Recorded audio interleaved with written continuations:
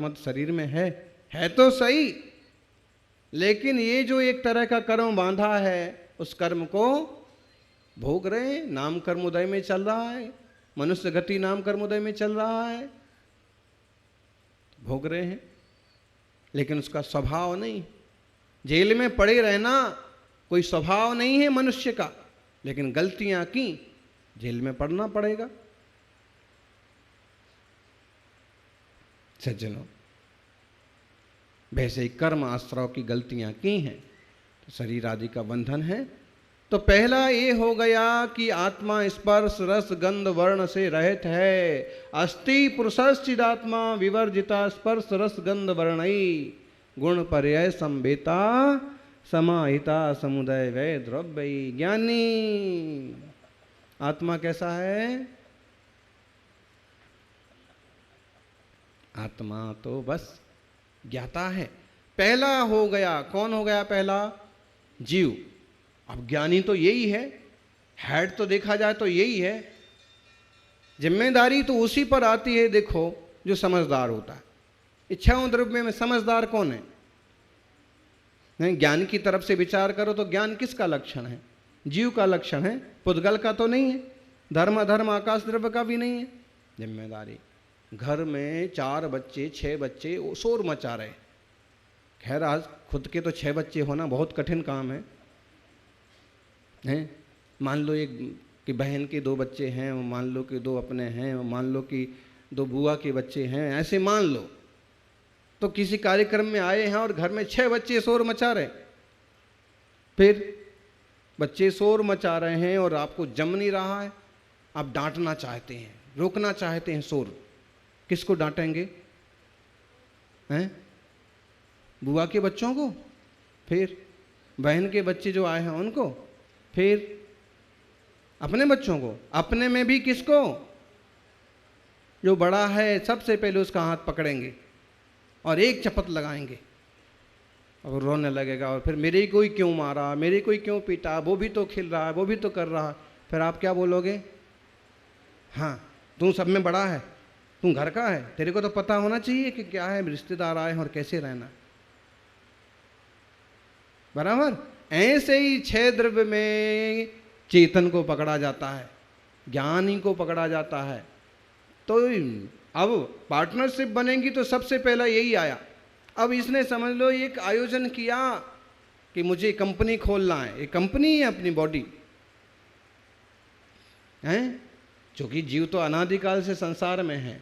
फिर भी अपन इसको समझने के लिए उदाहरण ले रहे हैं कि इसने विचार किया कि कंपनी, मनुष्य पर्याय रूपी कंपनी, देव पर्याय रूपी फैक्ट्री, त्रियंच पर्याय, तो ये मुझे एक ऐसी कंपनी खोलना है। तुरंत स्पेस आकाश द्रव्य एक पार्टनर कहता है कि डोंट वरी, स्थान की फिक्र मत करो, जगह की चिंता मत करो, जगह मैं उपलब्ध कराता हूँ। आकाश अवकाश देना मेरा धर्म है, मैं तुम्हें आकाश उपलब्ध कराता हूँ, जगह उपलब्ध कराता हूँ। स्पेस मिल गया, जहाँ बनाना है जो करना है करो। फिर आप कहते हो कि स्पेस तो मिल गया, जगह तो खरीद रही। अकेली जगह से तो फैक्ट्री नहीं लग जाती ना। फिर जगह पर मैटर, पुद्गल कहता है कि मटेरियल जो चाहिए, माल जो चाहिए वे मैं दे दूंगा, जो भी तुम्हें लगता हो माल मैं उपलब्ध करा दूंगा। जगह उसकी हो गई, माल इसका हो गया। ऐसे ही बनती ना कंपनी, माल इसका हो गया। फिर पुद्गल कहता है कि माल दे दूंगा लेकिन ढोने का काम मेरा नहीं है, जगह तक ले जाना इतना सारा माल ये मेरा काम नहीं है।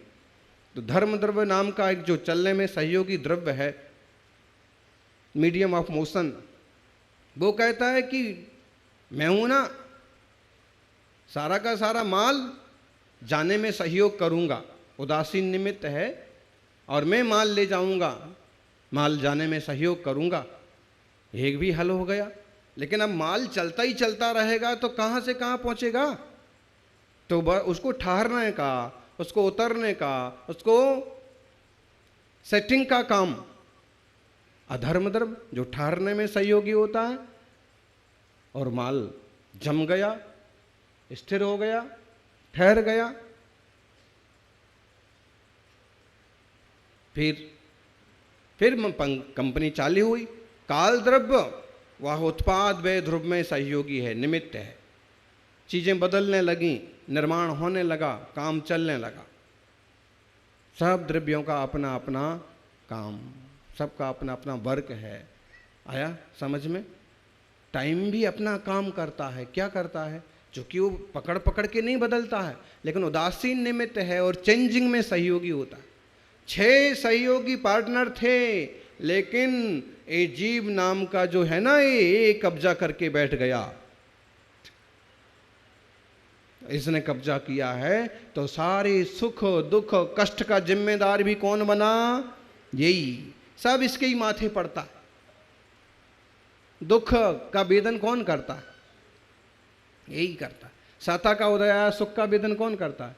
यही करता। अगर ये ख्याल इसको बराबर आ जाए कि 6 पार्टनर हैं, उसमें खास पार्टनर पुद्गल है, ये सब अलग अलग हैं, इसलिए इनके मामले में मुझे हस्तक्षेप नहीं करना, मैं तो एक जानने देखने वाला ज्ञायक तत्व हूँ। जिस दिन ऐसा बोध हो गया उसी दिन सम्यक दर्शन हो जाएगा। पुद्गल में दखल नहीं देना, रंग रूप में दखल नहीं देना, मटेरियल को अपना नहीं मानना, उसको बटोरना नहीं, उसके लिए ताला नहीं लगाना। जिस दिन ऐसी साफ साफ सीधी सब सुथरी बुद्धि पैदा हो गई ना, उसी दिन सम्यक दर्शन हो जाएगा। सम्यक दर्शन का मतलब जो जैसा था, जो जैसा है वैसा मान लो। वो 6 पार्टनर हैं, 6 को 6 मानो ना। तुम तो सब पर कब्जा करके बैठे हो। किसी को सोना बोलते हो, किसी को जमीन बोलते हो, किसी को चांदी बोलते हो, किसी को शरीर बोलते हो, किसी को सुंदरता बोलते हो, और सब मेरा। बराबर? थोड़ा सा गंभीर विषय है, लेकिन ऐसे समझो तो बात बनेगी। मुनिराज वस्त्र नहीं पहनते। आम लोगों का एक प्रश्न होता है कि मुनिवर वस्त्र क्यों नहीं पहनते? दुनिया में और भी साधु नाम के लोग हैं, भी तरह तरह का रूप धारण करते हैं, तरह तरह के मुकुट पहनते हैं, तरह तरह के दुपट्टे पहनते हैं। इनको क्या हो गया? ये भी पहन ले बे। लेकिन इनके साथ यही बोध है, इनकी यही समस्या है कि इनने अपनी पार्टनरशिप को एकदम सेल्फ रखा है, अलग रखा है। क्या? इनको अब कंपनी बनाना नहीं है, इनको अब संसार बढ़ाना नहीं है, इनको अब विस्तार नहीं करना है। इसलिए पांचों से जैसे उदासीन हो गए। धर्म द्रव्य का कम से कम सहयोग लेना, अधर्म द्रव्य का कम से कम सहयोग लेना, आकाश द्रव्य का कम से कम सहयोग ले लेना। काल मतलब यूं उदासीन हो गए, सहज रूप से जो प्रवृत्तियां हो जाएंगी, बाकी किसी से कोई सहयोग लेने की जरूरत नहीं है। और जिसमें पुद्गल जो मैटर है ना, इसके प्रति भी उदासीन है। ए मुनि तो इस देह से भी उदासीन है। क्या? पारसनाथ स्वामी पर उपसर्ग आ गई। बोले पत्थर बरसे, आग बरसी, ओले बरसे, फिर भी हैं। एक दिन पत्थर ही पत्थर बरसे, फिर अगले दिन आग ही आग बरसी, फिर अगले दिन आंधी आंधी चली, और 7 दिन तक भयंकर उपसर्ग हुआ, फिर भी हिले डुले नहीं। क्यों? क्यों? बोलो बोलो। हैं? पार्टनरशिप टूट गई। अभी मुझे इन सबों की पार्टनरशिप में शामिल नहीं होना। ये जो देह है ना, ये बॉडी है, ये पुद्गल की है, मैटर की है, वो जाने। मैं तो केवल ज्ञाता दृष्टा चैतन्य आत्मा हूँ। इसलिए मैं अपने ज्ञान को ज्ञान में डुबाता हूँ, और इस मैटर का जो कुछ होना है सो किसकी जिम्मेदारी है? वो पार्टनर जाने, माल उसका है।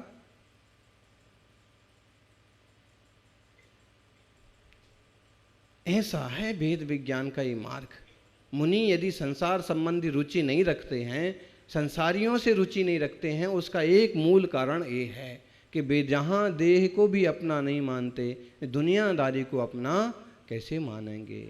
वस्त्र को कैसे अपना मान लेंगे जब उनको इसी की हिफाजत करने की फिक्र नहीं पड़ी? ये मुनिवर शुभम सागर जी केस लॉन्च कर रहे हैं। किसी को भी प्रश्न आ सकता है, 10-5 रुपए खर्च करते आराम से यूं कर लेते। अभी एक निकाल करके ऐसा भयंकर कष्ट क्यों सहन कर रहे? क्यों? क्योंकि देह तो देह है। मुनि राजों का एक मूल गुण है कि बाल यदि बड़े हो गए तो उनमें जीभ ना पड़ जाए, सुंदरता ना दिखने लग जाए शरीर की, इसलिए केशवंशी कर डालो। अब किसी से कुछ मांगना नहीं है, कैंची उस तरह पास में नहीं है, किसी से किसी तरह का सहयोग लेना नहीं है, यही रास्ता बचता है कि फिर अब उसको अपने हाथ से निकाल डालो। तो ये कठिन तपस्या ये वेद विज्ञान का प्रैक्टिकल स्वरूप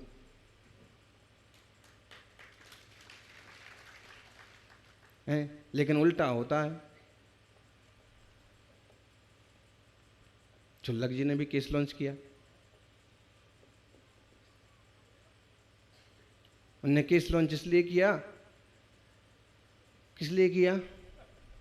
इसीलिए जीव नहीं पड़ जाए, सुंदर ना दिखने लग जाए और मुंह में बाल ना चले जाए। यानी इस सम्यक दर्शन की परिपाटी और ये भेद विज्ञान की परिपाटी, ये मुनिराजों का जीवन उसका प्रैक्टिकल रूप है। लेकिन हमें तो उन लोगों पर तरस आता है कि केस लॉन्च तो करते हैं लेकिन लोगों से मांगते हैं, इस चीज़ के लिए इतना दे दो, उस चीज़ के लिए उतना दे दो, अमुक आदमी को इतना दे दो, तमुक आदमी को उतना दे दो। तुमको ज़रूरत क्या पड़ी है? जब तुम इतना कर सकते हो तो 10-5 रुपए बाल के लिए भी तो मांग लो फिर। तो ये जो रूप बिगड़ गया मुनिराजों का, निंदा नहीं करना, लेकिन उल्टा सुल्टा स्वरूप भी मोक्ष मार्ग में स्वीकार नहीं किया जा सकता। जो मोक्ष मार्ग का रूप है वही रूप होगा देव का, वही शास्त्र का, वही गुरु का।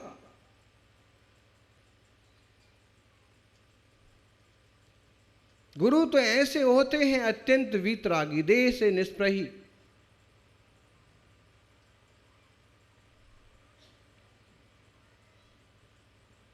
धर्मात्मा ग्रस्त किसी का जान करके अपमान नहीं करता है, उसके लिए तो सब चैतन्य आत्माएं हैं, उसके लिए तो सब जीव जीव हैं। लेकिन सच्चे देशासुर के मामले की जब बात आती है तो औरों का वह कदाचित सम्मान तो करता है, औरों को और रूप से भाई जैसे हैं वो ठीक हैं, लेकिन वो मेरी श्रद्धा के पात्र नहीं हो सकते। क्यों? क्योंकि जिनमें 18 दोष नहीं हैं वो प्रभु हैं। भूख नहीं है, प्यास नहीं है, माया नहीं है, मोह नहीं है, बच्चे नहीं है, पत्नी नहीं है, वे हैं वीतरागी, निष्प्रह, परिपूर्ण, सर्वज्ञ। और स्वरूप तो यही है भगवान का। लोग अवतार बोल करके कुछ भी जोड़ देते हैं, लेकिन जब शुद्ध सत्ता की बात आती है तो स्वरूप तो यही है। और गुरु भी ऐसे ही चाहिए जो अत्यंत निष्प्रय हो, देह को भी पर मानने वाले ज्ञानियों। आत्मा में हास्य आदि, मान, क्रोध आदि कुछ भी नहीं है, इसलिए ऐसी परम शांत मुद्रा गुरु की होती है। ये रूप धारण करने की चीज नहीं है। मुनि प्रायः करके बना नहीं जाता है, बन जाते हों वो बात अलग है। मुनि प्रायः करके बना नहीं जाता है, मुनि हुआ जाता है। बनने में तो एक तरह का रूप परिवर्तन करना, लेकिन होने में अंतरंग परिवर्तन करना होता है। समझना? वो श्रावक सच्चा श्रावक हो गया इजीली। कौन?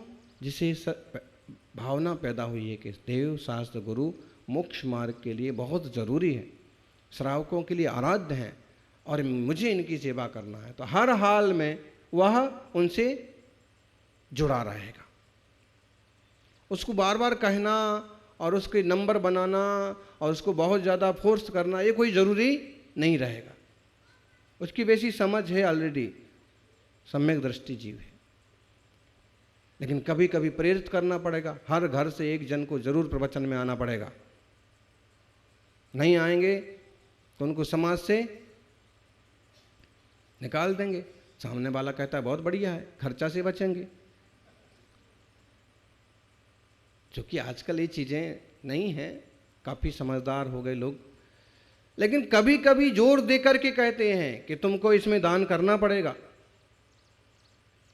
तुम्हारा भी चौका लगना चाहिए। जोर प्रायः उनको देना पड़ता है जो अंतरंग से उस चीज़ को समझे नहीं है और जुड़े नहीं है। और समझ और जुड़ गए ना तो फिर इजीली काम होता है कि ये मार्ग है और मुझे इस हिसाब से चलना है।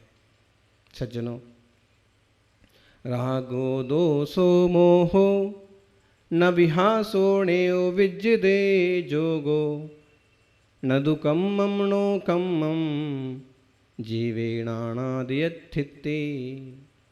जीव में राग, द्वेष, मोह, हास्य वगैरह कुछ भी नहीं है, योग वगैरह कुछ भी नहीं है, कर्म भी नहीं है, नो कर्म भी नहीं है।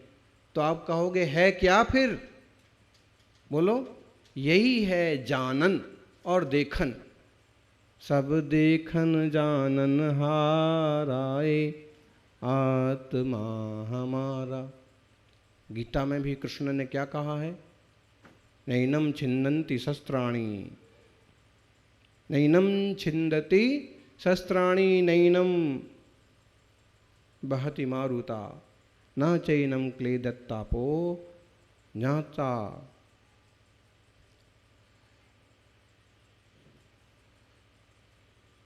ये जो आत्मा है ना